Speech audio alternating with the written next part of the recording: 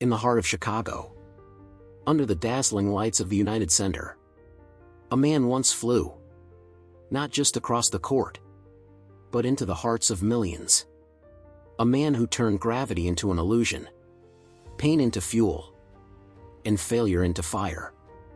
This is not just the story of a basketball player.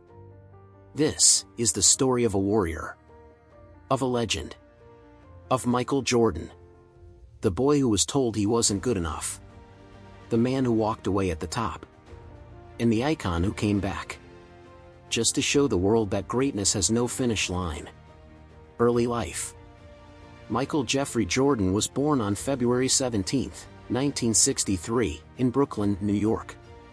But he was raised in Wilmington, North Carolina. Not in the spotlight. Not in the headlines. Just a quiet neighborhood.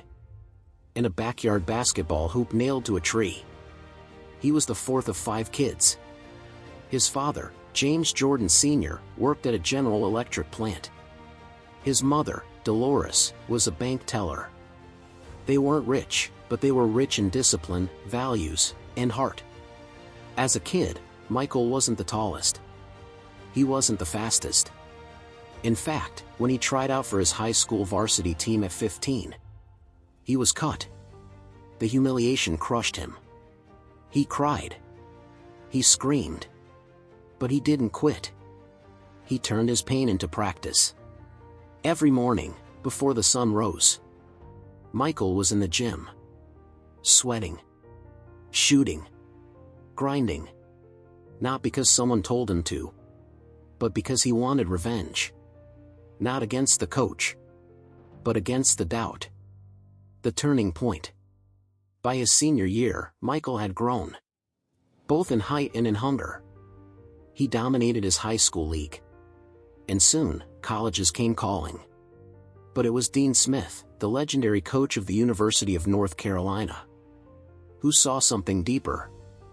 As a freshman, Michael hit the game-winning shot in the 1982 NCAA championship. One shot, and a star was born. But it wasn't enough. Michael declared for the NBA draft in 1984. Everyone knew he was good, but no one knew how great he would become. He was picked 3rd overall. 3rd. Behind Hakeem Olajuwon and Sam Bowie. It was a mistake the world would never forget. From his rookie season with the Chicago Bulls, Jordan made it clear. He wasn't just another player. He was a problem. He averaged 28.2 points per game. He flew through the air with impossible grace. He didn't just dunk. He defied physics. Fans started calling him Air Jordan. Nike built an entire empire around his name. But beneath the shoes, the endorsements, the applause, was still that same kid who remembered being cut, struggles and setbacks. But greatness doesn't come without struggle. In the late 80s, Jordan dazzled on the court, scoring titles, MVPs, records. But the one thing he couldn't get was the championship. Every year, the Bulls were knocked out, mostly by one team, the Detroit Pistons. They called them the Bad Boys. And they had one mission: to break Michael Jordan. Hard fouls, double teams, cheap shots. And still, Jordan rose. But in 1990, again, the Bulls lost. And Michael knew. He had to change. He didn't complain. He didn't blame. He transformed. He hit the weight room.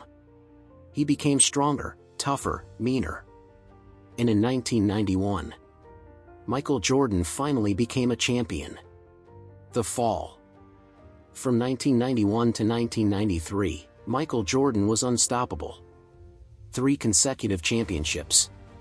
He was on top of the world. And then, his world fell apart. In July 1993, his father, James Jordan Sr., was murdered during a robbery. The man who had guided him, believed in him, who had watched every game, was gone. Michael was devastated. Broken. Empty. In a shocking move, just months later, he retired. At the peak of his powers, he walked away. And not to rest, but to play baseball. Yes, baseball. Why? Because it was his father's dream. That one day Michael would play Major League Baseball. He tried. He really tried.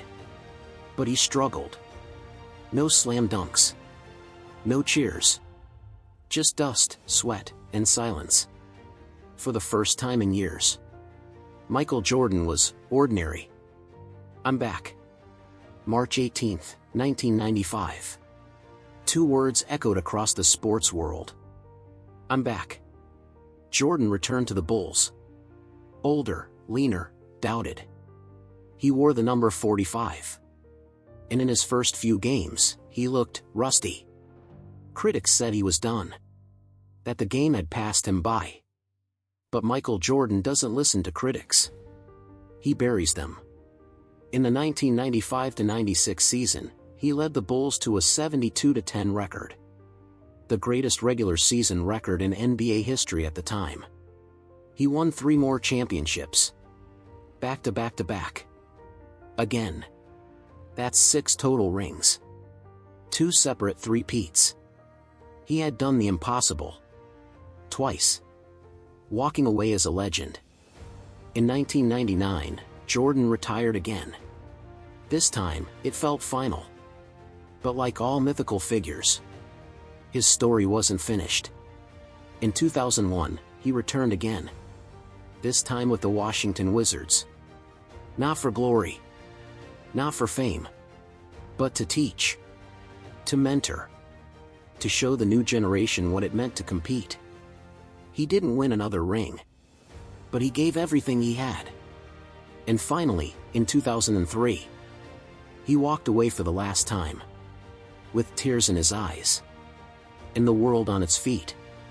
The fire that never died. Michael Jordan changed basketball forever. He wasn't just a player. He was a phenomenon. He made basketball global. He made athletes into brands. But more than anything, he showed us what it means to never back down. To rise after falling. To dream even when the world says no. He's a 6-time NBA champion. A 5-time MVP. A 2-time Olympic gold medalist. And arguably, the greatest to ever play the game. But beyond stats and trophies, his real legacy is mindset. The man behind the legend. Few know that Jordan had a fear of water.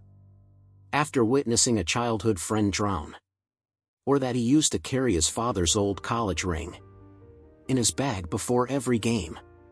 Or that every night before a playoff game, he would replay every missed shot from the game before.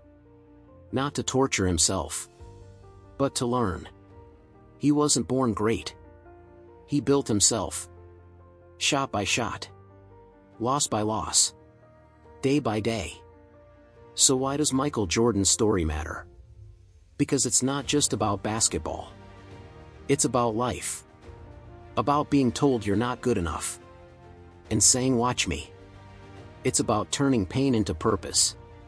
Loss into legacy. He flew. He fell. He rose again. Just like you can. Because inside each of us is a Jordan. A fighter. A spark waiting to become fire. You may not wear number 23. But you have your own court. Your own struggles. Your own comeback waiting.